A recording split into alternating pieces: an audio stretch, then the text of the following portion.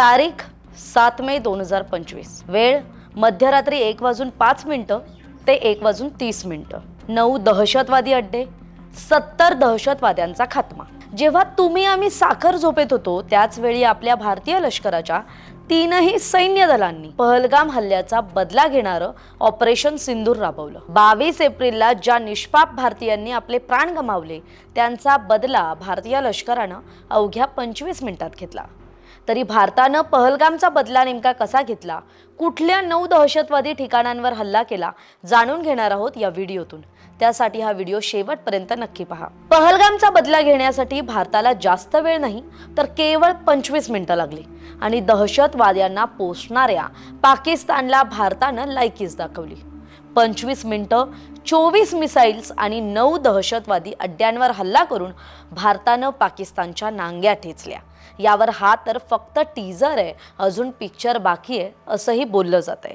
भारतीय लष्कर, नौदल आणि वायुदल यांनी एकत्रितरित्या हे ऑपरेशन सिंदूर राबवलं. परराष्ट्र सचिव विक्रम मिस्त्रींसोबत कर्नल सोफिया कुरेशी आणि विंग कमांडर व्योमिका सिंग यांनी पत्रकार परिषद घेत अचूक मोजून मापून प्रमाणबद्धता राखत भारतानं पहलगाम हल्ल्याचा कसा बदला घेतला याची माहिती दिली. पाकिस्तान पुरस्कृत दहशतवाद्यांनी केलेल्या 22 एप्रिलच्या पहलगाम हल्ल्यात 26 निष्पाप भारतीयांचा जीव गेला होता तर अनेक जण जखमी झाले होते. भारतीय सैन्याच्या 3ही दलांनी पाकिस्तानसह पाकिस्तान व्याप्त काश्मीरमधील 9 दहशतवादी अड्ड्यांवर 24 मिसाईल्सनं मध्यरात्री हल्ला घडवला, ज्यात लष्कर-ए-तैयबा, जैश-ए-मोहम्मद सारख्या दहशतवादी संघटनेतल्या दहशतवाद्यांचा खात्मा केलाय. भारतीय लष्कर आणि सरकारनं घेतलेल्या पत्रकार परिषदेत त्या 9 दहशतवादी अड्ड्यांची माहिती देण्यात आली. ते 9 दहशतवादी अड्डे नेमके कोणते तेही पाहूयात. पहिला म्हणजे सवाई नाला कॅम्प, लष्कर-ए-तैयबाचं प्रशिक्षण केंद्र जे मुझफ्फराबाद पासून 30 किलोमीटर अंतरावर आहे.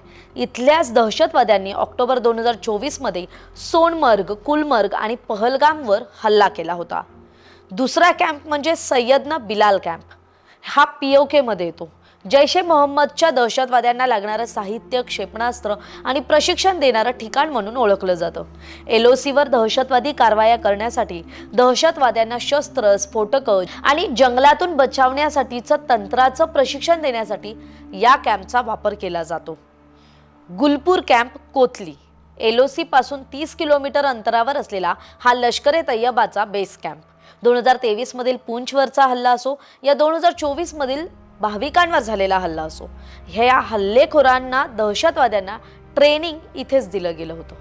चौथा कॅम्प म्हणजे बर्नाळा कॅम्प, भिंबेर, LOC पासून 9 किलोमीटर अंतरावर असलेलं हे सेंटर शस्त्रास्त्र आणि दारुगोळा हाताळण्याचं केंद्र मानलं जातं.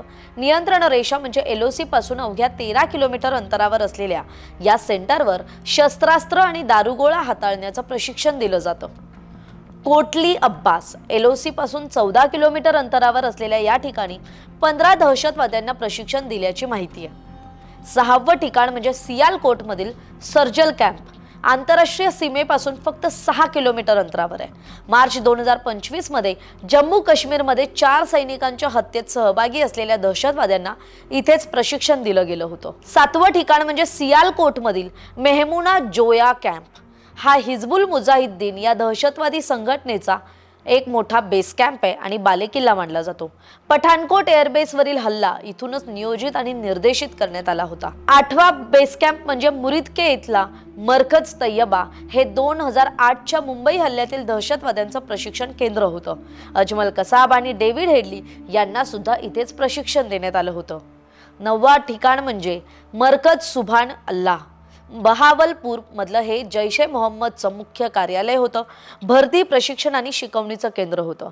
तरी भारतानं अचूक वेध घेत पाकिस्तान आणि POKतील 9 दहशतवादी अड्ड्यांना आणि एकूण 21 ठिकाणांना केवळ 24 मिसाईल्सच्या मदतीनं अवघ्या 25 मिनिटात टार्गेट केलंय. त्यामुळे डरपोक पाकिस्तानची आता चांगलीच धडकी भरली आहे. आपल्याला याविषयी काय वाटतंय, आपली मतं कमेंट करून जरूर सांगा. महाराष्ट्रातील सर्व बातम्यांचे विश्वासार्ह व्यासपीठ, सकाळच्या सर्व सोशल मीडिया प्लॅटफॉर्मला लाईक, फॉलो आणि सबस्क्राईब करा. तसंच सर्व नोटिफिकेशनसाठी बेल आयकॉन प्रेस करायला विसरू नका.